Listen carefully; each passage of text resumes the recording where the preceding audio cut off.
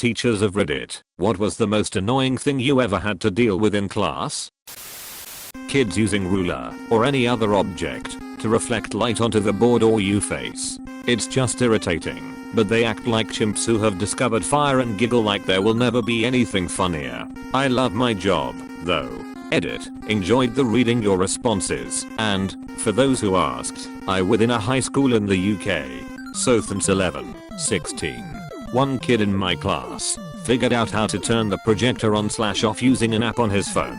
That poor teacher never knew which one of us it was. I had a student years ago named Marco. Marco has Tourette's and his tics were usually calling out "mom", "Lily", his sister, and most often his own name. Try teaching algebra when you hear Marco. And, without fail, a few kids yell "Polo" all year long. Note, only really annoying for me. Marco thought the exchange was hilarious and was quite the popular kid. Inability to fill in the attendance register. 30 in class, only 27 names on register. Who hasn't filled in their name? We all have. No, you haven't. Who hasn't filled it in? Silence. Start asking individually until register is finally filled in. Amazing how people will argue that they have filled in their name when they haven't. The principal, easily the most annoying thing. The first school I worked at, the principal would go to every classroom every day, sometimes multiple times per day. He and the vice principal tried to micromanage every aspect of teachers' classrooms. All it did was disrupt the flow of the class and piss off both my students and me on a daily basis. Yes, this is what we are going through right now at my school. The worst part is that our principal doesn't know what he's doing. It's awful. Edit. This is a man who is friends with many people who help each other move up. This is his first year at my school. My school is a highly desired school for admins who want to move up. It's like they are using us as a step on a ladder. It has always been a high performing school that adapted well to changing principals every 2 to 3 years. His superiors are known to be unethical also. They are all friends. He even makes friends with the union people. I'm in one of the largest districts in the US. University level, so I'm not sure if this counts, but he would come to class and watch television shows on his laptop. I don't have an attendance requirement. I asked him to please just watch them outside instead of coming to class. He said he was very sorry and would not do it again. After that, he was still pretty clearly watching shows in class on his laptop, with the sound down, but would click away anytime I came near. I don't understand. My mom taught middle school kids with high functioning autism for a decade. For her it was a toss-up between the boy who wouldn't stop masturbating in class and the girl who refused to wear pads during her period and just bled all over chairs. Edit. To answer the same questions, the boy wasn't just whipping his junk out in class, he did it through his pants or through the pockets. They managed to curb the behavior by banning him from wearing sweatpants and giving him safe objects to fidget with, because I think it was a fidget habit for him.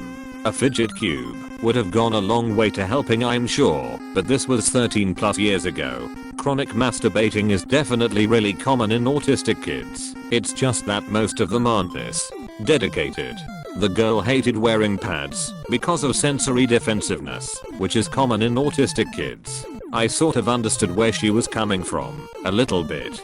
Pads feel like diapers when you're not used to them, even when you're neurotypical. If you have sensory issues, I'm sure it's so much worse.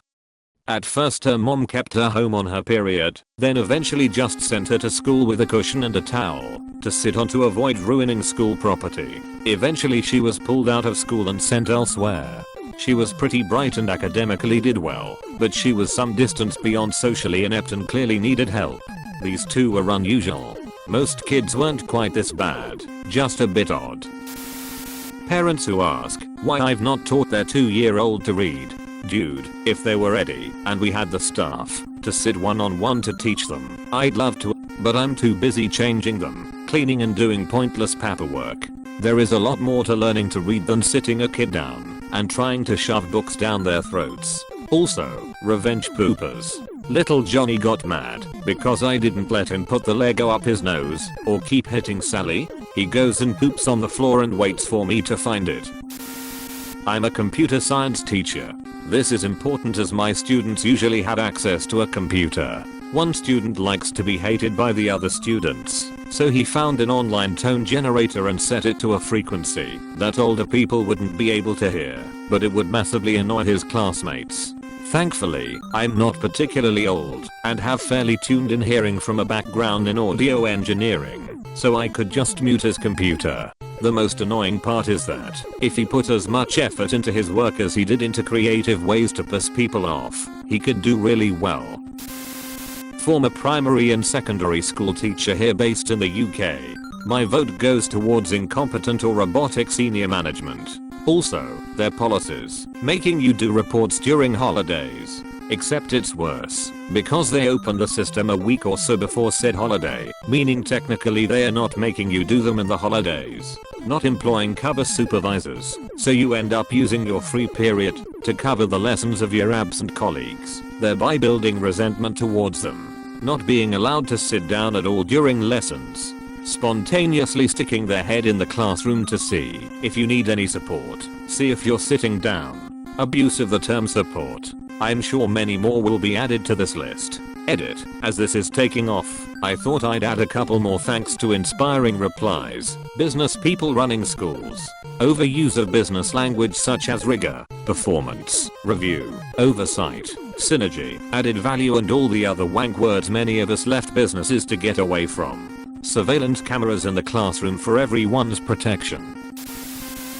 I teach English in a Chinese kindergarten, nursery. Annoying may be a tad strong, but it is unfortunately inconvenient and counterproductive when the local teacher is overeager. Some are taking an active part in the class, which is great, but oftentimes they step in to correct the kids, and do so incorrectly, pronunciation particularly. Also due to the different teaching approach, and I guess impatience, they tend to push the kid and stress them out, to give an answer without giving enough time to think and come up with something. To elaborate on the second point, I'd rather the kid gave me any answer by themselves, however incorrect, so that we can correct it together than the teacher pushing or giving the answer and destroying the kid's confidence in the process. Parents. Not always in class, necessarily, but my district has a bring your parent to school day, which is not supposed to be an opportunity for parents to critique teachers, but definitely ends up that way for some of us.